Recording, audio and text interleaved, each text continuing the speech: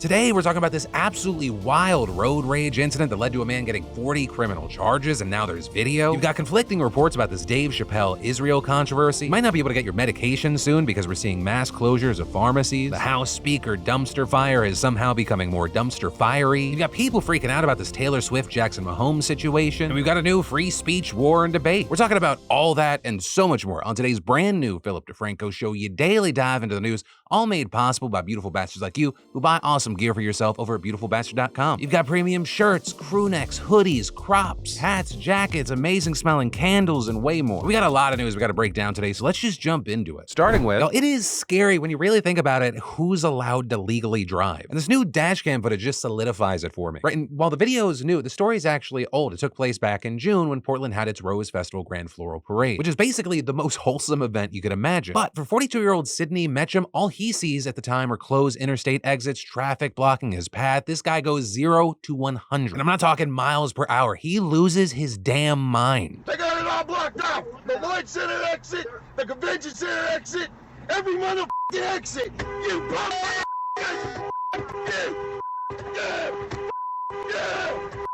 yeah.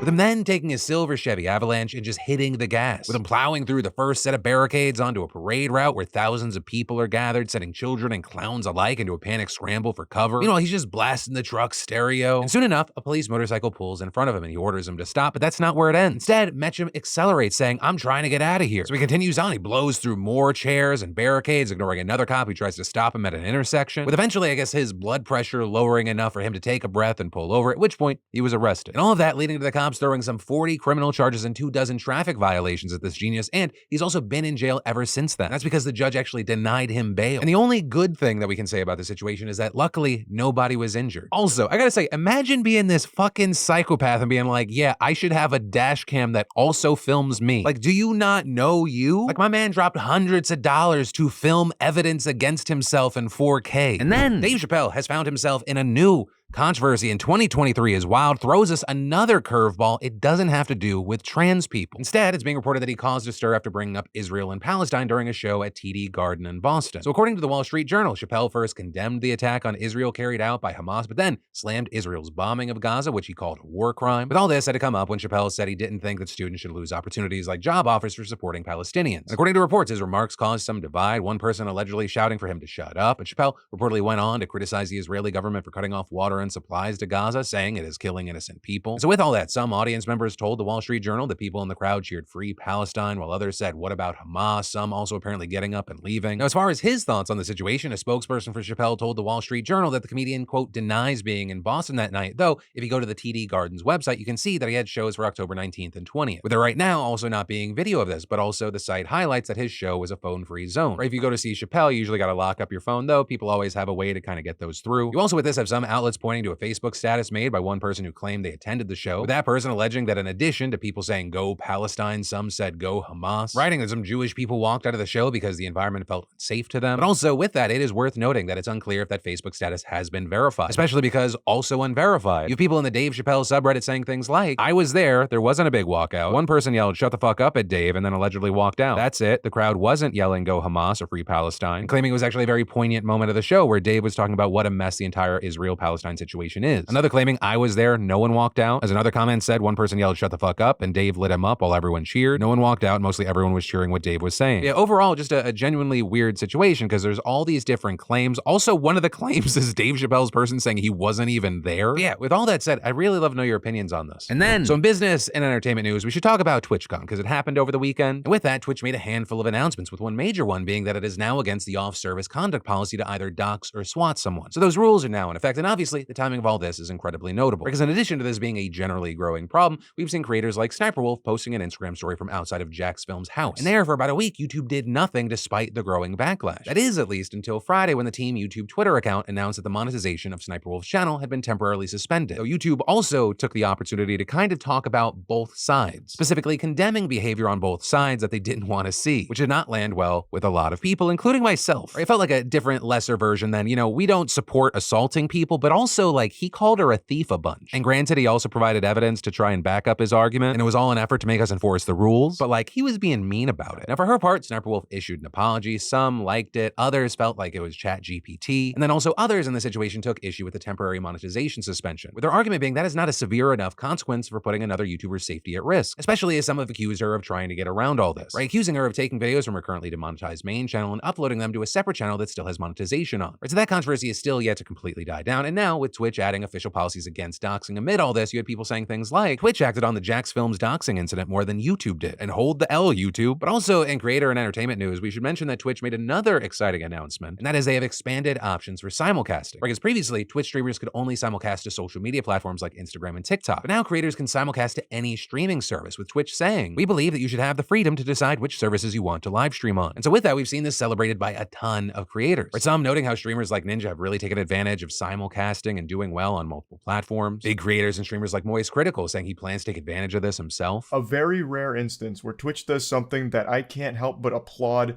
and really appreciate. I do think there probably is a case to be made that this is a strong move for Twitch in order to continue to grow and stay on top.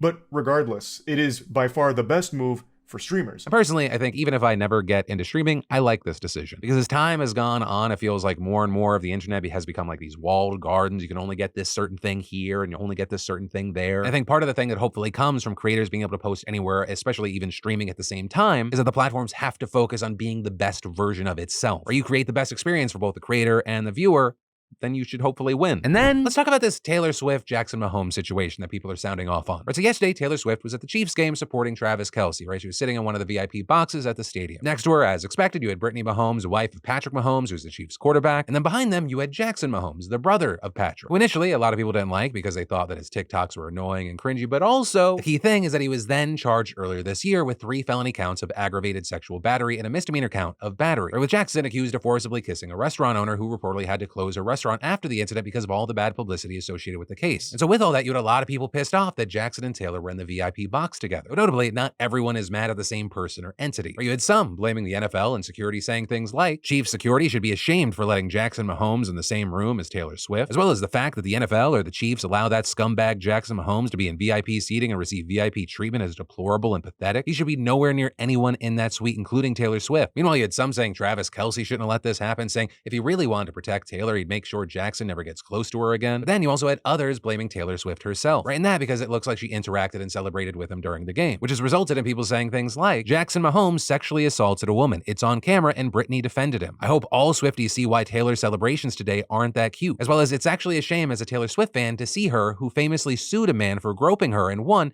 interacting with Jackson Mahomes, right? And others saying that as a feminist and someone who has spoken out as a victim of sexual assault and someone who at her concert and talking about this time in her life says like, I can't imagine what it would be like if people didn't believe me, that it feels wrong to them for her to be casually chilling with an alleged assaulter. But with that, some have also come to her defense, questioning if she's even aware of the allegation, some saying that it looks like she's in the Mahomes family box, right? Saying she probably had no say in what family members showed up. But with all that, I gotta pass the question off to you. What are your thoughts here? And also, I'm very interested to see if anyone ends up commenting on it, like any of the people involved. And then you'll know that I love football, but in reality, I just love sports. So thank you, Underdog Fantasy, not only for sponsoring today's show, but also adding to more excitement to sports for me. Especially because Underdog's the easiest way to play fantasy sports, not just with football, but you can make picks on baseball, basketball, UFC, and more. And it's simple. You pick whether your favorite player's stats will be higher or lower, and you can make big money, not just bragging rights. You can make your own entry with as few as 2 picks and 3 times your money, or go bigger to win up to 20 times. And with that, tomorrow's a big day because it marks the first day of the new NBA season. And to celebrate, Underdog's giving all users a special free pick. Do you think LeBron James can get more than 1 point? All he needs to do is have 1 point to win. Personally, I'm pairing my free pick with Nikola Jokic to get higher than 26.5 points. And if it hits, I'll 3 times my money. You know, Underdog's pick'em games are available in 30 plus states, including California, Texas, and even Canada. So what are you waiting for? Especially because I've got a special hookup. For a limited time, Underdog is offering new users a $500 deposit match. That's right,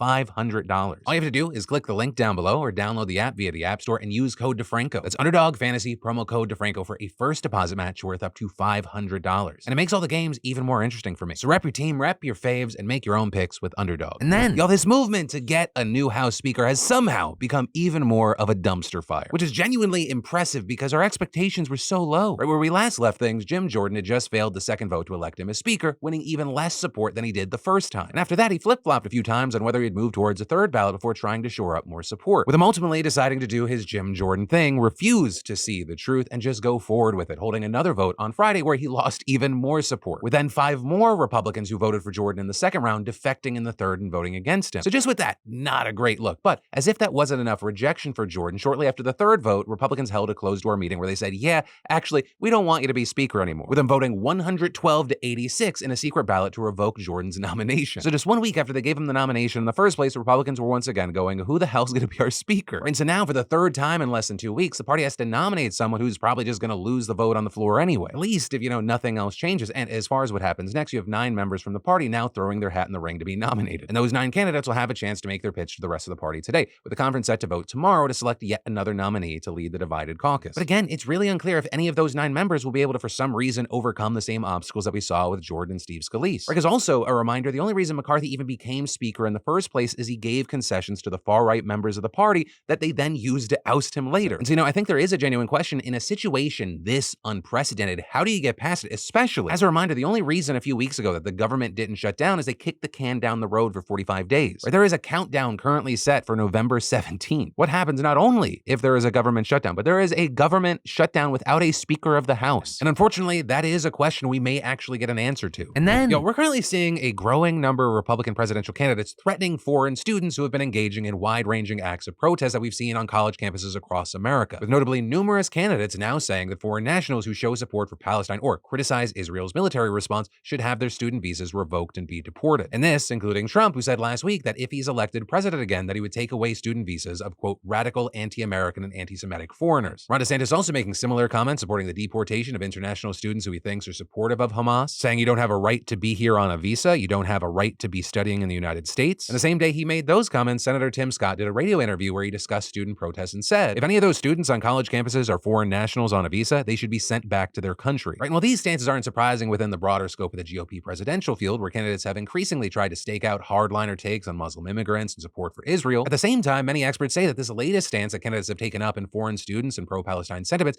actually goes against one of the candidates' most prominent platforms, free speech. Right? Many of these Republicans have long positioned themselves as defenders of the First Amendment and even accused many colleges and universities of censoring conservative free speech. We have many scholars saying this is exactly what they themselves are now doing, with David Cole, the national legal director of the ACLU, telling the Washington Post, the First Amendment protects the right to speak of all people who live in this country, whether they're here as citizens, whether they're here as foreign nationals, whether they're students, whether they're visitors. And adding, the First Amendment prohibits the government from punishing someone for their speech or their association, and so I think they're non-starters. And a really key thing on this topic is that none of those 3 candidates' campaigns responded to the Post questions about how they would reconcile their proposals with free speech protections or how they would determine which students are anti-Israel/pro-Hamas protesters. And so with all that, you have experts raising red flags about free speech, with people like Benjamin Johnson, the executive director of the nonpartisan American Immigration Lawyers Association, saying he certainly wouldn't trust the candidates as the judge and jury on what constitutes inappropriate protesting. And going on to say that these stances basically read as no one is allowed to disagree with the United States position on Israel or Israel itself. And adding, you can be both pro-Israel and pro the protection of innocent people in Gaza. And before the Republican Party goes down the road of trying to punish people for simply disagreeing with popular opinion,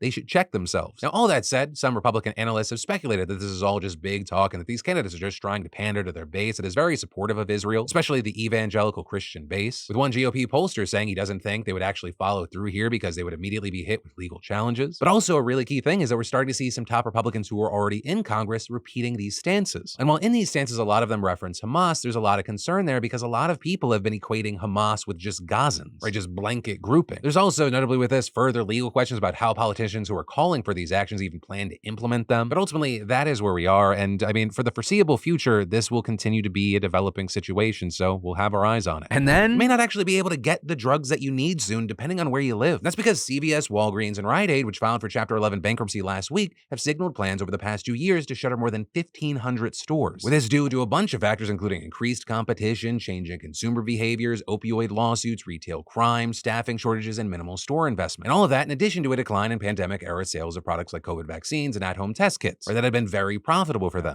Some people are going to downplay this, saying, that 1,500 is not actually that much when you consider there's roughly 64,000 pharmacies in the US. But a really key thing here is that the first places to go are typically in rural or low-income areas that need drugstores the most. So with their one and only pharmacy packing up and leaving, many communities are left with nowhere to buy essential medicine for miles. And with that, a professor at USC who studies the topic estimating that about 1 in 4 neighborhoods neighborhoods across the country are so-called pharmacy deserts. And even when there is a pharmacy nearby, that doesn't mean that it's going to be affordable, take your insurance, or offer the drug that you need. And that's on top of the fact that these are the same places that tend to have the highest rates of things like diabetes, high blood pressure, asthma, and mental illness. And studies have shown that pharmacy access directly affects how closely people adhere to medication regimes set out by their doctors. And then to make a bad situation worse, many of these places are also food deserts, meaning that they have limited access to healthy and affordable food, often because supermarket chains don't find it profitable to sell there. Now, a big thing to note with this is that not all the gaps are being left completely unfilled, right? Instead, we're seeing retail giants like Amazon and Walmart having stepped in with their own pharmaceutical and medical treatment businesses sold at a lower price and often delivered. Though also, notably there, you have big pharmacy chains fighting back against that by scooping up insurance companies, then steering policyholders back through their doors. Right, like, for example, Aetna patients get a better deal if they shop at CVS, which acquired the insurer in 2018, and it's basically the same setup between Blue Cross Blue Shield and Walgreens. But then also a casualty of that war is the small independent drugstores that collectively make up more locations than any single brand at over 19,000. With a public health expert at Johns Hopkins saying, this landscape of vertical integration of businesses across different services has put pharmacies who cannot participate at a huge disadvantage. But that also isn't going to change because for the bigger players in this game, this is just the normal competitive churn of capitalism. Some win, some lose, and you use your size. But with all that said, I'd love to know your thoughts on this, especially if you're in one of these areas being affected. And then let's talk about yesterday today, where we take a look back at the last show, which was 28 minutes. We covered a lot of news, and we dive into those comments to see what stories y'all were talking about, what your opinions were, your feelings, your experiences sometimes. And there was actually a lot of conversation about Representative Ro Khanna coming on the show. Some saying thank you, saying his 5-point plan really gives me hope that we can turn this country around. This piece gave me a much needed morale boost for our country. Which I will say, honestly, as a cynic who doesn't believe that a lot of change can actually happen, that was nice to hear. I'm aware that 95% of this show is like, hey, bad things are happening and no one's being held accountable. So it was a nice, unique feeling to see that I could spark something that was remotely positive. Also, with the conversation around politicians, we had people saying things like, politicians should be paid the median income of the people they represent. So that would motivate them to turn their attention to all the people they are leaving behind by being in big money's pockets. And while that was a relatively popular comment, I don't think that's actually how it would play out. Or if they make even less money, they're probably more inclined to do kind of shady shit or be in big money's pocket, or you might actually make them more susceptible to corruption. Though I do like the idea that if the government shuts down, they also lose their benefits and support. Also, in those comments, we saw, of course, people sounding off on the Sniper Wolf doxing situation, which I guess first thing I got to do is I have to, one, admit that I was wrong. I said I did not think that YouTube was actually going to do something. And while people are out there debating the effectiveness or if it's enough, blah, blah, blah, technically they did a thing. So I got to admit, I was wrong. You also had people saying, this goes beyond just the Jax Film situation, saying there's so much sketchy stuff on our channel that's being discovered each day that YouTube needs to know that everybody from people on Twitter to large creators on YouTube want answers. Others saying the Sniper Wolf situation would be completely different if the roles were reversed, saying everyone deserves to feel safe in their home. She's insane. And then finally, there was a good chunk of conversation happening around the cops claiming defamation because of that guy posting body cam footage to YouTube. With y'all saying things like, I love how holding corrupt police accountable for their own actions is always met with, why, you can't hold me accountable, why, I'm a police officer. And a legal attack for invasion of privacy despite it all happening in public and being caught on body cam, but holding them accountable is bullying the poor police officers who can arrest you on absolutely nothing. Others saying the two policemen should be more concerned about doing their job properly and not how they are seen. Saying they are seen as inept and prone to holding grudges. I can tell them that right now. As well as cops going on a power trip to try and find something to charge a teenager with and then getting defensive when it's pointed out that he allegedly beat his wife is the most cop behavior imaginable. Disgusting. And that is where your daily dive into the news is going to end. But for more news you need to know, of course, I got you covered right here. You can click or tap, or I got links in the description as always. Or if you're all caught up, just remember, my name's Philip DeFranco. You've just been filled in. I love yo faces, and I'll see you right back here for more news tomorrow.